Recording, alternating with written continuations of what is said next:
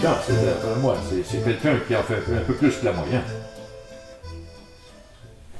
Un militant, c'est pas quelqu'un qui se laisse porter par les autres, qui se laisse porter par la vague. C'est quelqu'un qui essaye de définir la situation, puis être plus conscient, lire plus, s'informer, discuter, faire des propositions, essayer de bâtir un programme de changement, etc.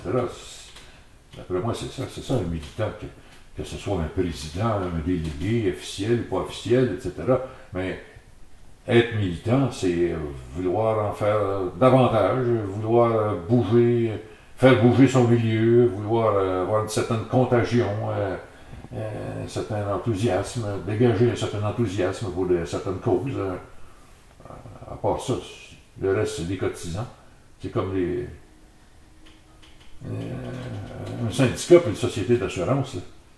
Il y a un tronc commun. Là. Tu payes ta cotisation, tu payes ta prime d'assurance, puis tu as des protections. Mais si tu arrêtes là, d'après moi, tu n'as pas atteint le niveau de la militance. L'action collective, il y en a qui s'engagent dans le mouvement coopératif.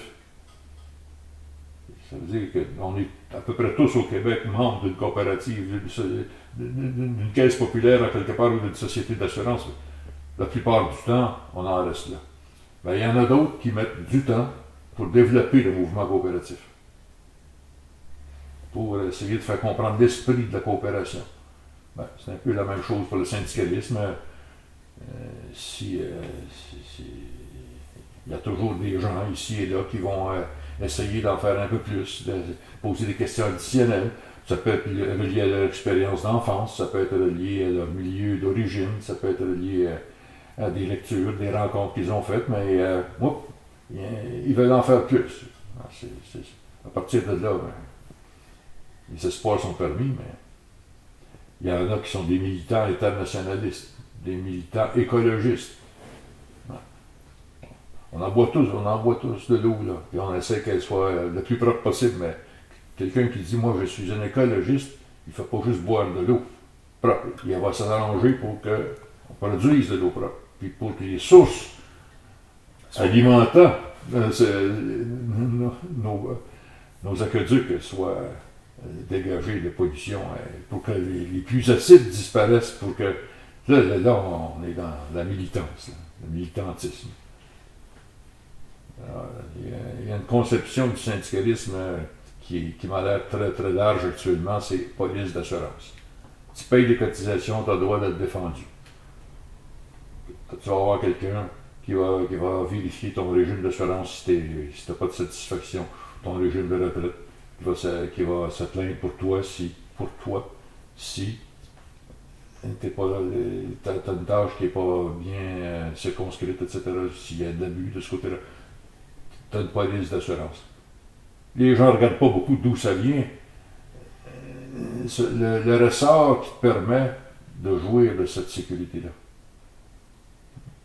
Tu souscris à telle police d'assurance, telle compagnie d'assurance, assurance voyage, assurance habitation, assurance auto, tu fais des comparaisons. Là, tu choisis la moins chère, celle qui te donne les meilleures protections, tu payes le temps. Ils sont prêts à faire la même chose pour les syndicats. S'il y en a un qui arrive qui est 40% moins cher que l'autre, il y a une tentation s'ils sont capables de bifurquer. Ils sont dans la remorque. Les autres font le job. Bon.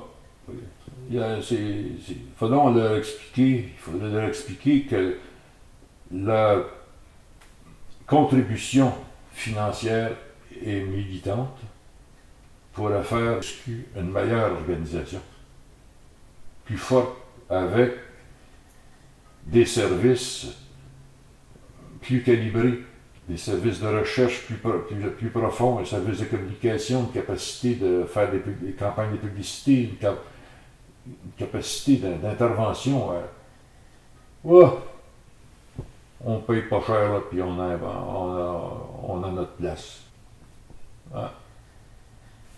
Moi, je pense que c'est en combinant, il y a eu des dizaines d'années où les militantes de l'époque, les enseignants, ont travaillé dans le sens de l'unité, bâtir l'unité. Il y avait 3 fédérations jusqu'en 1946. Ils ont fusionné les 3 fédérations. Cités et villes, hommes et femmes, ça s'est fait à travers les années. Quand est arrivé le réseau d'écoles secondaires, on a essayé d'aller chercher un certain nombre de cégeps aussi, etc., pour essayer de bâtir l'unité de la profession. C'était considéré comme la prunelle des yeux. Parce que derrière l'unité, tu as un impact, tu as une représentativité, tu as une qualité de moyens, tu peux établir une péréquation entre les régions les plus éloignées et les régions les plus urbanisées. Tu peux créer une certaine équité de services,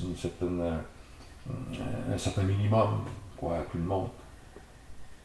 Ouais, ça, il faut comprendre un peu plus que la question de police d'assurance. Il faut dépasser le raisonnement cotisation, prime d'assurance, protection. Il faut aller au-delà. Penser société. Ouais, penser société, puis c'est ça, oui. L'unité de ton organisation, unité de représentation, puis là, à partir de là, tu as un impact accru. Le levier, l'effet de levier, il y en a qui sont indifférents à ça. Moi, ça me déprime de voir des situations comme ça. C'est le contraire de la marche qu'on a suivie à travers les années, les décennies, pas les années, les décennies, depuis 36, 46, 67, 74, tout le monde, en 2005, là on décide de se diviser.